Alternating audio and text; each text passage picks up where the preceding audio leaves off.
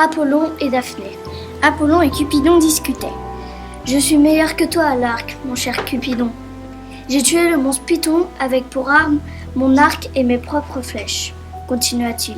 Cupidon voulut se venger en lui tirant une flèche d'or qui le rendra fou amoureux de la première femme qu'il verra. Puis il tira une flèche de plomb sur Daphné qui la rendra insensible à l'amour. Apollon tomba fou amoureux de Daphné, et elle fuya. Apollon l'amadouа avec ses mots doux. « Oh, ma douce Daphné, pourquoi me fuis-tu ? Ce n'est pas un ennemi qui te court après. » « Je ne veux rien savoir, je ne veux pas que tu sois ni dans mon cœur, ni dans ma vie, cria Daphné. Apollon la rassura. « Je suis le fils de Jupiter, ne t'inquiète pas. » Daphné demanda au fleuve Pénée de la métamorphoser, et le fleuve Pénée la métamorphosa en laurier. Depuis ce temps, le laurier est l'arbre d'Apollon.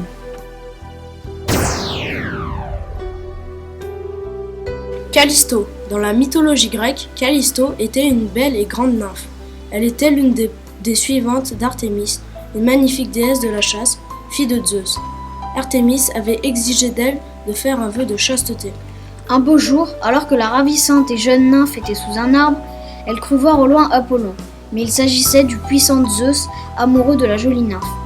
Il s'était déguisé en Apollon pour la séduire. Il charma ainsi Callisto naïve, qui rompit son vœu de chasteté et tomba enceinte. Callisto essaya de cacher son état à Artémis, mais un jour, alors qu'elle se baignait, Artémis le surprit. « Pourquoi ce ventre est-il si gros ? As-tu rompu ton vœu de chasteté ? Je suis en colère, tu m'as trahi. »« Je n'ai pas fait exprès, c'est arrivé tout seul. Je vous prie de me pardonner. »« Tu n'as pas respecté ton vœu de chasteté. Tu mériterais que je t'étripe sur place. » Artémis, furieuse du comportement de Callisto, la transforma en ours. La nymphe dépitée partit se réfugier dans la montagne.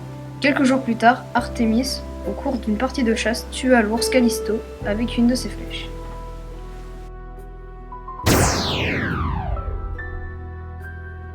Europe et Jupiter. Europe jouait sur la plage. Elle était pieds nus sur le sable jaune et brûlant.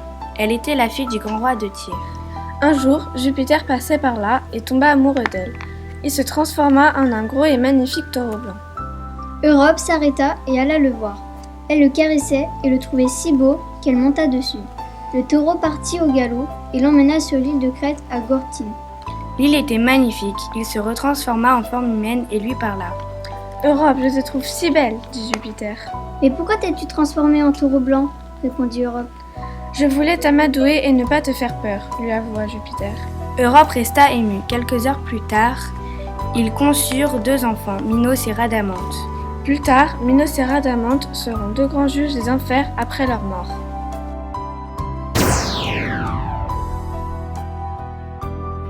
Mythe de Midas.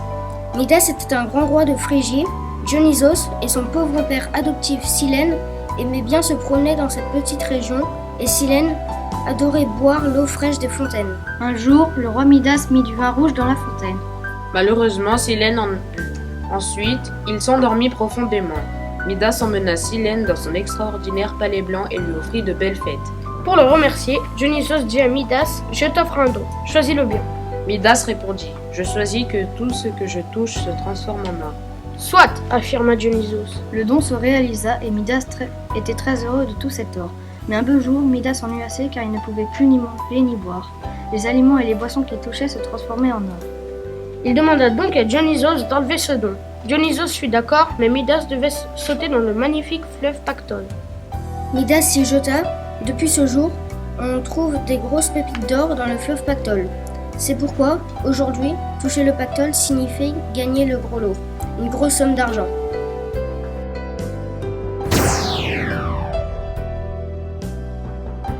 La métamorphose de Narcisse. C'était l'histoire de Narcisse, un très beau garçon grec. La belle nymphe Écho tomba amoureuse de lui.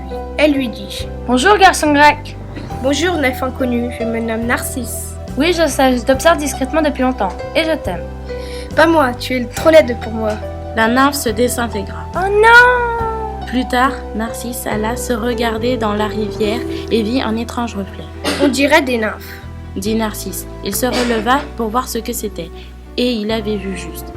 Elle portait un bûcher écrit « Nous allons rouler Narcisse, nous allons rouler Narcisse !» Narcisse prit de peur, courut, mais d'autres nymphes arrivaient de l'autre côté. Narcisse était fini. Elles l'attachèrent au bûcher et elles dirent Tu as tué notre sœur, la nymphe Écho. Elles allumèrent le bûcher, puis Narcisse se transforma en magnifique fleur.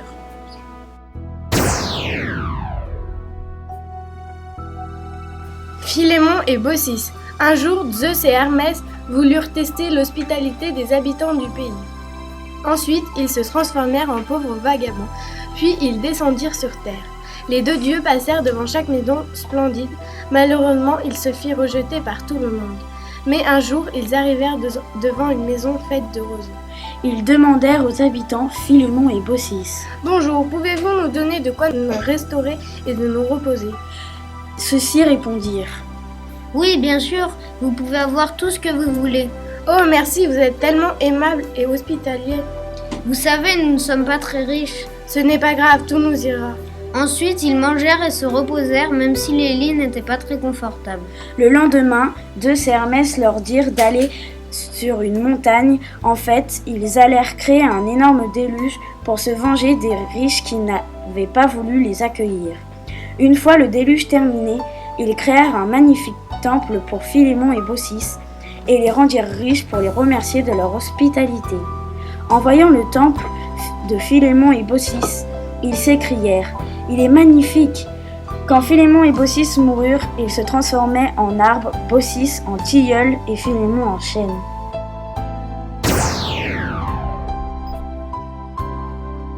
Jupiter et Io. Pour commencer, nous allons vous raconter la petite histoire d'Io, Zeus et Héra. Io était une prêtresse de l'immense temple d'Héra. Un beau jour d'été, le splendide Zeus alla au grand temple de son épouse. Au temple, il remarqua une jeune prêtresse nommée Io. Il tomba fou amoureux et il alla la voir et lui fit une déclaration d'amour. Jeune prêtresse, comment t'appelles-tu ? Tu es si ravissante et ta beauté est divine. Io répondit Que tu es un brave garçon, je suis la fille du roi fleuve Argos. Ses paroles s'arrêtèrent sur ces mots si doux. 2 jours plus tard, Héra les surprit tous les deux. Pour éviter qu'elle ne reconnaisse Io, Zeus la transforma en génisse.